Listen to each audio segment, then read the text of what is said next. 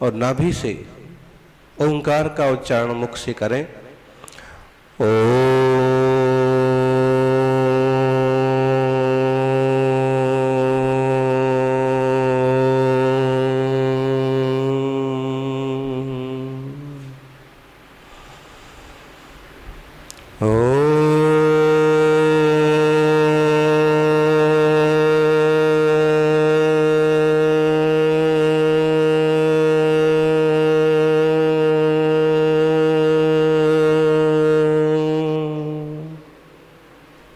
पूरे भाव से शरीर झंकृत हो जाए, चेतना जाग जाए।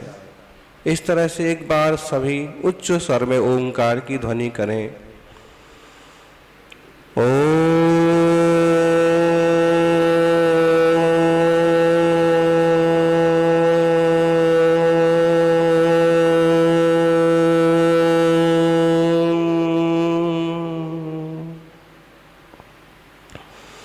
परमात्मा के चरणों में वंदन।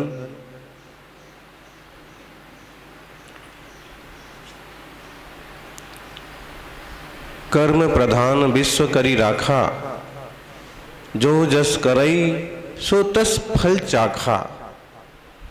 मानस में तुलसी कहते हैं कि सारा संसार कर्म के अधीन है, जो जैसे कर्म करता है वैसे फल भोगता है।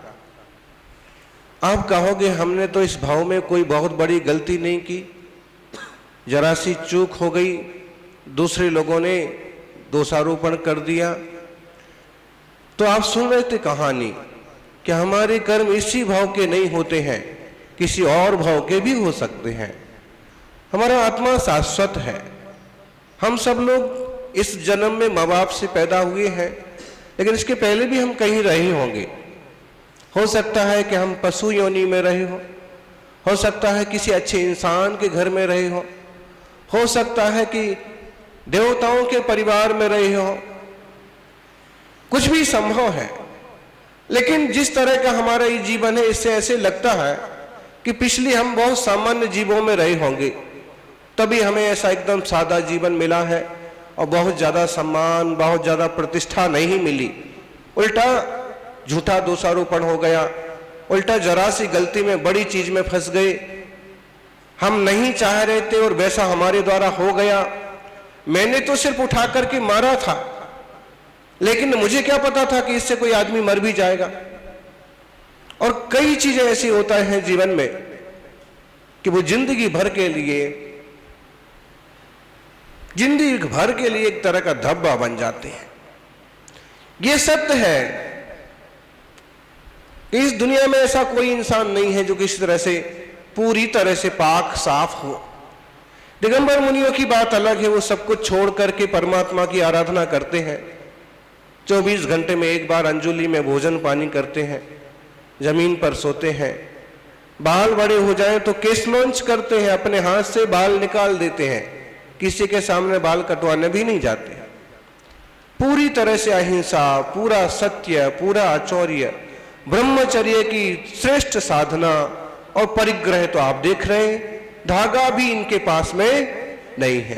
तो हम कहें कि दिगंबर मुनि भले ऐसे हो सकते हैं कि बहुत पवित्र हों, वरना पवित्र लोगों के दर्शन दुर्लभ हो गए।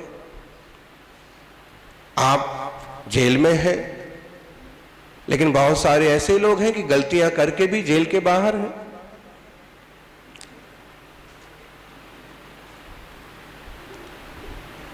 लेकिन वे छूट जाएंगे, जरूरी नहीं है। आप आज पकड़े गए हैं और आज आपको एक तरह से कष्ट मिल रहा है, वो भी कहीं ना कहीं अपने कर्म का फल भोगेंगे। आप प्रतिशोध निकाल दीजिए। किन लोगों ने आपको जेल तक भेजा है, किन लोगों की गलतियां हैं, उनसे आप बैर विरोध निकाल दीजिए। क्यों? क्योंकि हम क्यों जले? अब हमें जहां तक पहुंचना था, जो कुछ होना था वो हो गया, बराबर। अब हम नहीं जले। हमारा ऐसा कोई कर्म था, कोई योग था कि वह आदमी निमित्त बना और मैं यहां तक पहुंच गया। आप कहोगे नहीं, मैं नहीं छोड़ सकता, उसने मुझे यहां तक पहुंचा दिया, मैं बदला जरूर लूंगा। बदले की भावना छोड़ ही दीजिए। आप तो क्षमा की भावना रखें, और उसने अगर गलती की है तो परमात्मा उसको भी दंड जरूर देगा, कर्म का फल उसको भी भोगना पड़ेगा। कई बार हमारे साथ क्या होता है कि जैसे रास्ते चलते हैं और कुछ लोग कहते हैं नंगे बाबा जा रहे हैं, कैसे लोग हैं ऐसे चलते हैं, शर्म नहीं आती है, वगैरह वगैरह। अब उन विचारों को क्या पता है कि ये तपस्वी है, इनने जीवन में पढ़ाई भी बहुत की है, अच्छा परिवार भी छोड़ा है और आज तपस्या कर रहे हैं, ईश्वर की आराधना कर रहे हैं, और उनको पता नहीं है और कुछ भी बोलते हैं। अब ऐसे में साथ में चलने वाला कोई व्यक्ति बोलता है महाराज जी इसे सांप दे दो, इसकी जबान सड़ जाए, दुखी हो जाए, बीमार पड़ जाए। हम उसको कहते हैं ऐसा मत सोचो, उसे पता ही नहीं है कि वो ऐसा क्यों कर रहा है। अगर उसे पता हो जाए कि परमात्मा क्या है, संत क्या है, तो वो ऐसा नहीं करेगा। और एक बात मैं उसे कह दूं जा तू परेशान हो जाए, भाई वो पहले परेशान है, पहले परेशान है ना, तभी तो वो गुस्सा कर रहा है, तभी तो गाली दे रहा है। अगर वो पहले परेशान ना होता, दुखी ना होता, लालची ना होता, हथियाना ना चाहता जमीन जायदाद, तो ऐसा क्यों करता। मतलब लोभ लालच क्रोध मान माया से खुद दुखी है वो, और हम उसे और क्या दुखी करें। बंधुओं, हमारा भाव समझना, जो हो गया सो हो गया, मैं उसे क्षमा करता हूं। और सबसे पहले तो आज हम आपसे क्षमा मांगते हैं। हमको मालूम पड़ा शरणे आपके प्रबंधक जी बड़े बहुत अच्छे सज्जन और नेक दिल इंसान हैं। 2-3 दिन पहले हमारे पास आए, महाराज जी आप वहाँ पधारेंगे तो बहुत लाभ होगा, जो लोग आपको बाहर नहीं सुन सकते हैं आप उन्हें संबोधन करने के लिए आइए। हमने हाँ कह दिया, समय था नहीं, पाँव पाँव चलना है, अगर हमें यहाँ 5 किलोमीटर आना है तो 1 घंटा चाहिए, और 24 घंटे में ही पानी पीना है एक बार, और पसीना और धूप और लू से अगर वो पानी खत्म हो गया तो भाई इंसान ही है, बीपी लो हो जाएगा, परेशानी हो जाएगी, प्यास लगेगी, तड़प पैदा हो जाएगी। वो हमारे तपस्या में शामिल है, लेकिन मुश्किल तो पैदा होती है। फिर भी हमने मन बनाया और यहां तक पहुंचे तो सर ने बताया कि महाराज जी हमारे सारे कैदी भाई घंटे भर से आपका इंतजार कर रहे हैं, हमारे कारण से आपको 1 घंटे इंतजार करना पड़ा, उसके लिए हम क्षमा चाहते हैं। लेकिन फिर भी इस 1 घंटे में आपने कुछ गलत नहीं सोचा होगा। आपके मन में ये चल रहा होगा कैसे मुनिराज होंगे, कैसे साधु होंगे, कौन से महाराज जी को बुलाया है, कैसे प्रवचन करने वाले आएंगे, हमको इतनी देर से क्यों बिठा रहा। आपके मन में एक अच्छे अच्छे भाव आ रहे होंगे। तो जैसे संत की स्मृति में मन पवित्र हो जाता है, ऐसे ही परमात्मा की स्मृति में मन और पवित्र हो जाता है। सुबह शाम दोनों समय आप प्रार्थना के लिए समय निकालिए।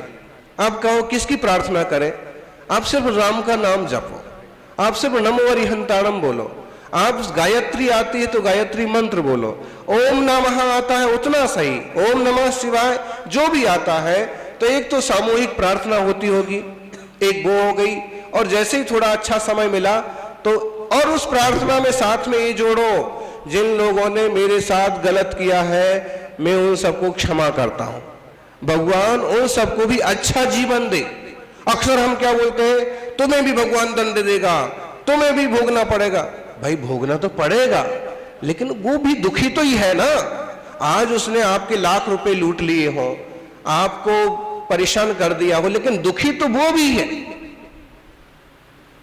हम और दुख के लिए प्रार्थना नहीं करें, हम अपने सुख के लिए भी प्रार्थना करें और हम सबके सुख के लिए प्रार्थना करें। सर्वे भवन्तु सुखिना, सब में वो भी आ गए। कोई हमें गाली देगा तो हम उसको गलत सोचेंगे नहीं, अपने दिल को बहुत बड़ा करिए। हमारा तो जो कर्म का उदय था वो हमें भोगना पड़ रहा। आपको मालूम है महाभारत में एक बहुत श्रेष्ठ पुरुष हुए, भीष्म पितामह, उनके जीवन का एक प्रसंग, जब सरसैया पर पड़े हैं तब नारायण कृष्ण उपस्थित हुए। भीष्म कहते हैं कृष्ण मुझे समझ में नहीं आता है मैंने कौन सा पाप किया। देखिए, जीवन भर मैंने न्याय किया है, जीवन भर त्याग किया है, ब्रह्मचर्य व्रत का पालन किया है, मुझे नहीं। कृष्ण कहते हैं पितामह थोड़ा विचार करो। उन्होंने कहा कि मैंने 7 भाव तक का विचार कर लिया, मैं पिछले 7 भाव को जान गया हूं। मतलब है कि अगर कोई इंसान बहुत शांत हो तो उसे आगे पीछे का भी थोड़ा समझने लगता है कि अब क्या हो सकता है, मेरा पिछला भाव कैसा रहा होगा, तो बहुत शांति बढ़ा है। पितामह ने कहा कि मैंने 7 भाव जान लिए, मैंने कोई पाप नहीं किया। कृष्ण ने कहा 8वां भाव देखो, और जब उन्होंने 8वें भाव का विचार किया तो कहते हैं कि मैं रथ से जा रहा था, सामने एक सांप आ गया, सांप मर ना जाए, कुचल ना जाए, तो मैंने उसे बाण से उठा करके दूसरी तरफ उछाल दिया। कुछ लोग होते हैं जानवरों पर, यहां तक कि सांप पर भी दया करते हैं, अपने हिसाब से जिए मरे, मैं नहीं मारूं। मैंने ऐसे उछाल दिया था और वो सांप कहां गिरा था? कांटों की वाड़ी में गिरा। सारे कांट उसको कांटे चुभ गए और तड़पता रहा कई दिन तक। पितामह ने कहा मुझे याद आया, वो कर्म का उदय आज सरसैया पर पड़ करके अपना फल दे रहा है। भाई, किसी जन्म के कर्म हो सकते हैं, अगर पिछले जन्म पर श्रद्धा नहीं है तो ये माने कि इसी भाव में हमने कुछ ना कुछ गलतियां कहीं की है। सावधानी बरतें। दुनिया में देखो, इस जेल में आप भी हैं और प्रबंधक जी जेलर साहब भी हैं, पुलिस वाले भी हैं, लेकिन आप बंधन महसूस करते हैं, वो खुले हुए महसूस करते हैं। ऐसे ही इस दुनिया में आम संसारी भी है और संत भी है। आम संसारी गृहस्थी का बंधन महसूस करते हैं और संत अपना स्वतंत्र सुखी जीवन महसूस करते हैं। आप भी अपने आप को सुखी महसूस कीजिए। पुलिस है, प्रबंधक है, वो एक तरह से आपके सहयोगी हैं। आप जेल को सिर्फ जेल ना समझें, कारागृह ना समझें, सुधार गृह समझें। नाम भी तो बदला गया ना। पिछले दिनों जेल मंत्री आए थे और अलवर जेल में हमको लेके गए थे, पूरे रास्ते पैदल चल रहे थे पिछली सरकार में। अभी मुख्यमंत्री भजन लाल जी आए थे सरवाड़ में, खैर अलग विषय हो गया। तो पुलिस तो हमारे साथ भी चलती है, लेकिन वो सुरक्षा के लिए चलती है, और आपके साथ भी चलती है, वो बंधन के लिए चलती है। संसार बहुत दोहरा है। आप में से ही कोई ऐसा निकल पड़ेगा कि जो समाज में सम्मान पाएगा, जीवन स्तर ऊंचा उठाएगा। इसे सुधार गए समझिए। जेल में रह करके गांधी जी ने बहुत सारे आंदोलनों की रूपरेखा बनाई देश के लिए। आप समाज के लिए कुछ सोचिए। जेल में रह करके सावरकर ने कई सारी कविताएं लिखी, किताबें लिखी, नेहरू ने बहुत कुछ लिखा। आप भी कागज पेन पेंसिल तो मिलता होगा, कुछ लिखिए, कुछ सोचिए। सर को देकर के आप मैगजीन्स में, अखबारों में भिजवाइए। अच्छे विचार आते हैं, आपकी गोष्ठी होती होगी महीने में, हफ्ते में, अपने विचार रखिए। आप ये मत समझिए कि बंधे हैं, आप ये समझिए कि एक तरह से मुझे मौका मिला है और मैं दूसरी चीजों से तो कटा हुआ हूं, लेकिन मैं यहां पर ध्यान भी कर सकता हूं, योग भी कर सकता हूं, साधना भी कर सकता हूं, लेखन भी कर सकता हूं, और सब दुनिया भर के लिए प्रार्थना भी कर सकता, सबके कल्याण के लिए। मुनियों का जीवन बहुत बंधा हुआ होता है, बहुत कठोर तपस्या से सधा हुआ होता है, लेकिन उसमें भी संसार के कल्याण की प्रार्थना वो करते रहते। सुधार गृह में कितनी सारी व्यवस्थाएं हैं। अभी बताया कि बोले यहाँ पर आईटी, माने आप चाहें तो टीवी मोबाइल सुधारना सीख लें, आप चाहें तो बढ़िया लकड़ी के आइटम्स बनाएं, मिट्टी के आइटम्स बनाएं, और आपका बैंड तो जो है ना, जो लोग भी हैंडल कर रहे हैं जो लोग उस टीम में जुड़े हैं, एकदम बहुत जैसे आम लोगों की पार्टी होती है उस टाइप का आपके यहाँ का बैंड भी है। समय समय पर उसका लाभ लेना, समय समय पर ऐसे सांस्कृतिक आयोजन करना। देखो अब यहाँ पर आप बंधन के टाइप से रहेंगे तो भी परेशान रहेंगे, और थोड़ा सुकून की भावनाएं, मुझे मालूम है हम साधु हैं, हमने तो माँ बाप को छोड़ा है तो ज्यादा याद नहीं आएगी, भाई बहनों को छोड़ा है तो बहुत याद नहीं आती, क्योंकि बैराग लेकर के छोड़ा है और उनकी इच्छा होती है तो साल 2 साल में दर्शन को भी आ जाते हैं। लेकिन आपको छुड़ाया गया है, आपको अपनी माँ की भी याद आती होगी, बहन की भी, बेटी की भी, बच्चों की भी याद आती होगी। किसी की फीस बाकी है तो किसी का कुछ काम बाकी है, कोई चीजें आधी रह गई हैं तो कुछ अधूरा रह गया है, सब कुछ होता होगा। लेकिन जब ऐसा हो तो एक तो सबके लिए प्रार्थना करें।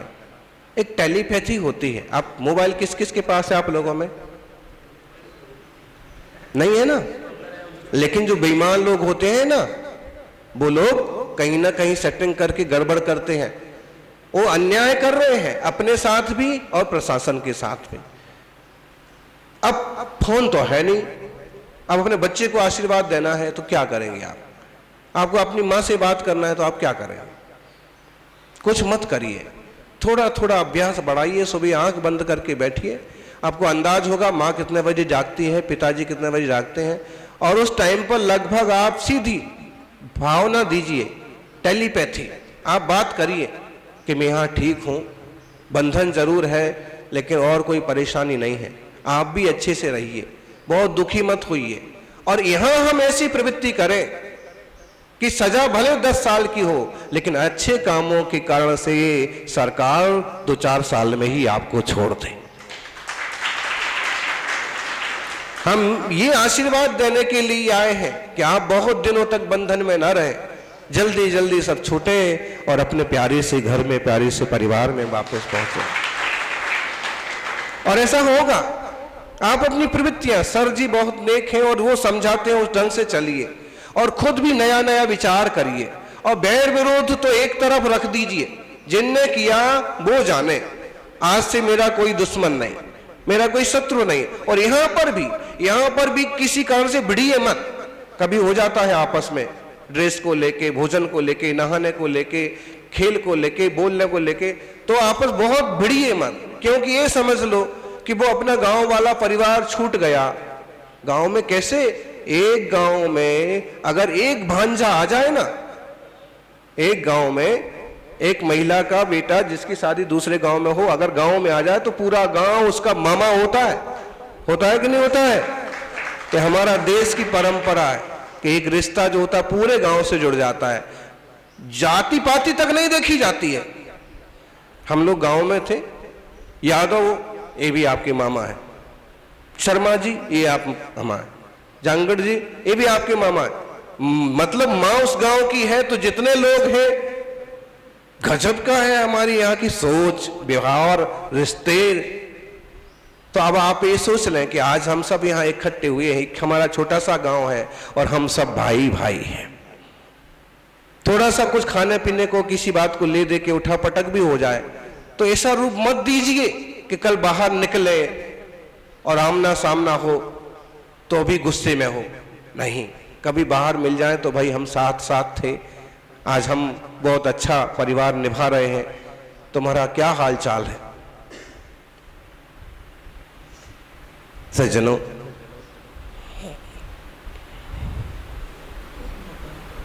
तो गिलास खाली नहीं होंगे, ऐसे रखे रहेंगे क्योंकि उनको पता है महाराज जी को नहीं पीना है तो अभी हाल हम पानी पिएंगे, लोग क्या सोचेंगे। मोहन भागवत जी आए थे 12 फरवरी को विज्ञान भवन में, ऐसे ही गिलास और उनके स्पेशल पर्सन जेड सुरक्षा, ऐसे हम सामने बैठे थे और गिलास ऐसा का ऐसा भरा रखा। आधे घंटे तक बातचीत हुई लेकिन पानी नहीं पिया।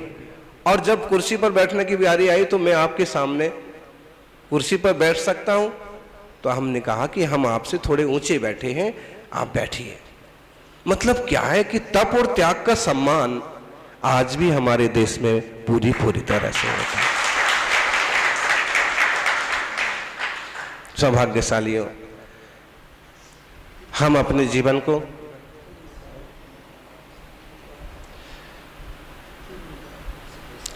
जीवन को ऊंचा उठाएं। पुलिस की बात तो क्या करो, ना दिवाली मनाते हैं ना होली मनाते हैं, चौराहे पर खड़े होकर अपना पसीना बहाते हैं और हर हाल में समाज के लिए जीते हैं, समाज के लिए जीते जाते हैं। और आप सब कैसे यहाँ तक पहुँच गए, बहुत ज़्यादा दुखी और बहुत ज़्यादा विकल्प मत कीजिए और आक्रोश तो निकाल ही दीजिए। एक अच्छा इंसान रेगिस्तान को भी बाग बनाता है, एक अच्छा इंसान रेगिस्तान को भी बाग बनाता है और एक क्षण भर का व्यसन सारे जीवन को आग लगाता है। एक क्षण भर का आक्रोश, मुझे पता है हम आपसे अलग अलग बात करेंगे तो कुछ लोग ऐसे होंगे कि वो कहेंगे महाराज जी मेरे को सिर्फ 5 मिनट के लिए गुस्सा आया था और ऐसा हो गया, सत्यानाश हो गया सब कुछ। बराबर कह रहे हैं ना।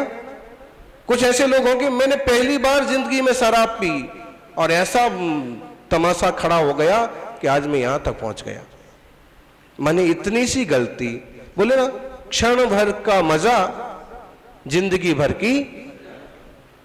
कुछ लोग ऐसे होंगे वो कहेंगे कि मैंने सिर्फ पत्थर उठा के मारा था, मैं चाहता था कि इससे पीछा छूट जाए, मुझे क्या पता था कि एक पत्थर लगने से, एक चाकू लगने से मर जाएगा।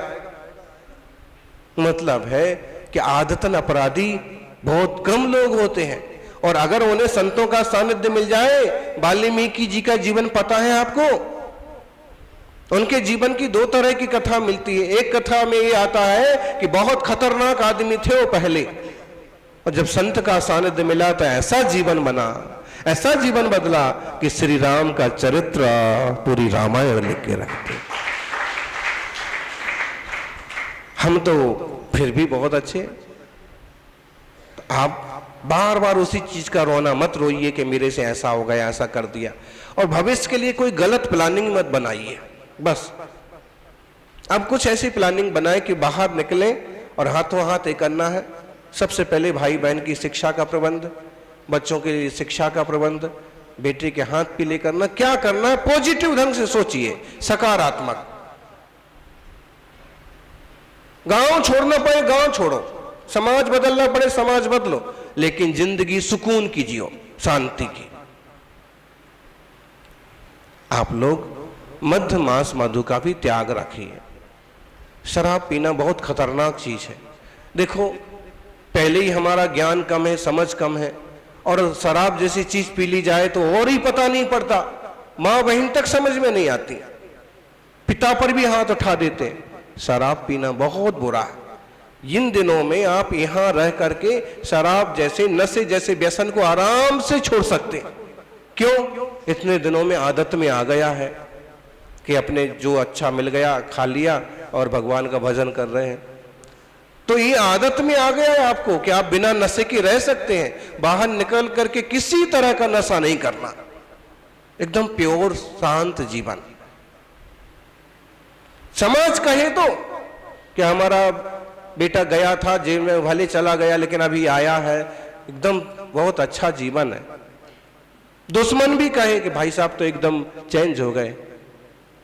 दुश्मन कौन है?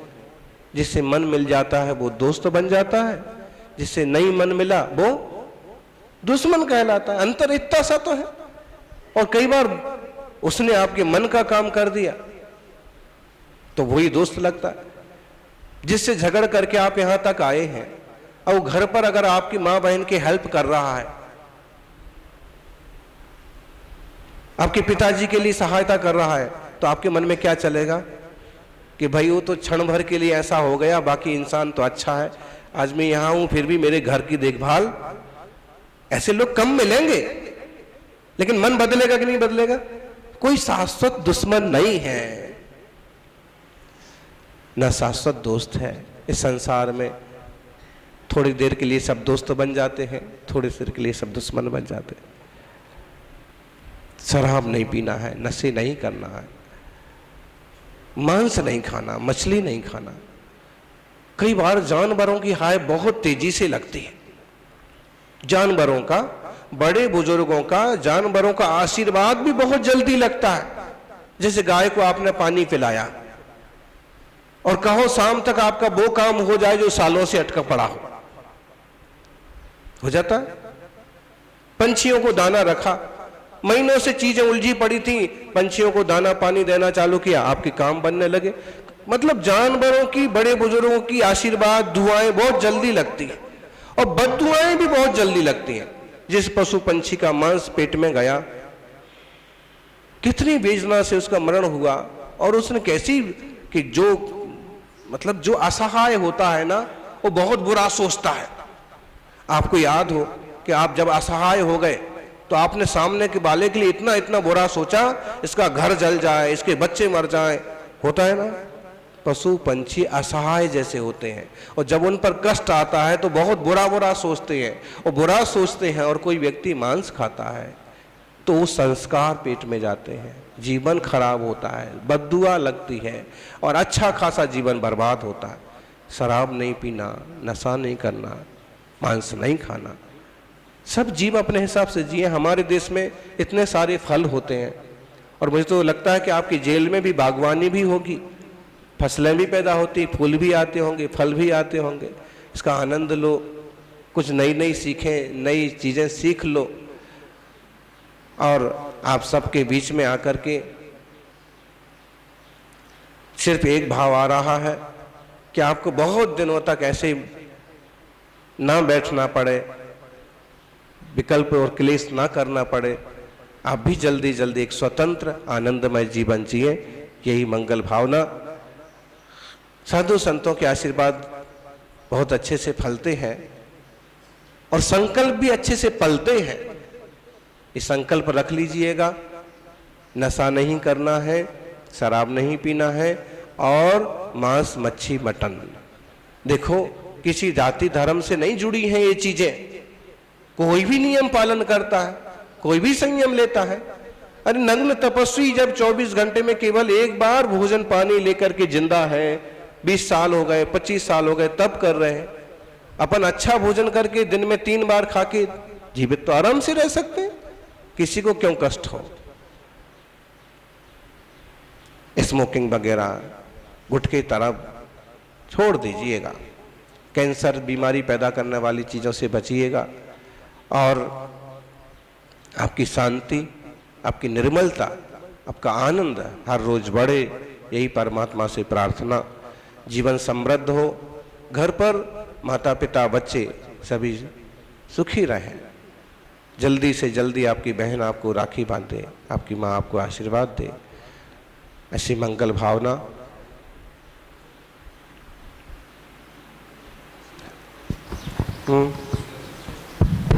किसी की कोई जिज्ञासा हो, कोई प्रश्न हो तो पूछ ले। सबसे पहले तो जो संकल्प हमने दिए हैं, नशा नहीं करेंगे, मांस मच्छी नहीं खाएंगे, वो कौन कौन पालन करेंगे, वो अपने हाथ ऊपर कर लें। सभी को आशीर्वाद, बहुत सारा आशीर्वाद, आपको शक्ति मिले, परमात्मा आपके साथ रहे। ओम। अब आपकी कोई जिज्ञासा हो, कोई विकल्प हो, कोई दुख हो, तो आप एक मिनट में जल्दी से 5 लोग बता दें। सर जी बुला लेंगे।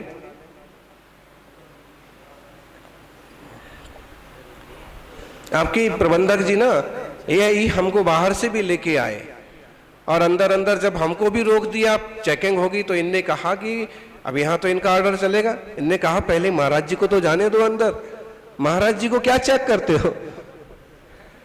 तो बहुत ही एक नेक दिल इंसान है, आप इनसे भी सलाह लेते रहिए। ओम। गुरुदेव को पहले तो प्रणाम, आशीर्वाद। सभी भाइयों को नमस्कार। सर मेरा एक प्रश्न यह है, मेरे एक मुकदमा लगा था सर 202 की जांच में, तो 24 तारीख को मेरे को सजा हुई। उसी दिन से मेरे मुंह से निकल गया कि अगर मैं गलत हूँगा तो मेरे घर में 3 दिन में कोई अनहोनी हो, और मैं अगर सच्चा हूँगा तो सामने वाले के घर में कोई अनहोनी हो। तो सर तीसरे दिन 24 तारीख को सजा लगी, और 26 तारीख को उसके घर से एक बेटा 32 साल का, एक बेटे की बहू, एक 12 साल का पोता, और एक उसके देवर का लड़का, 4 जने खत्म हो गए सर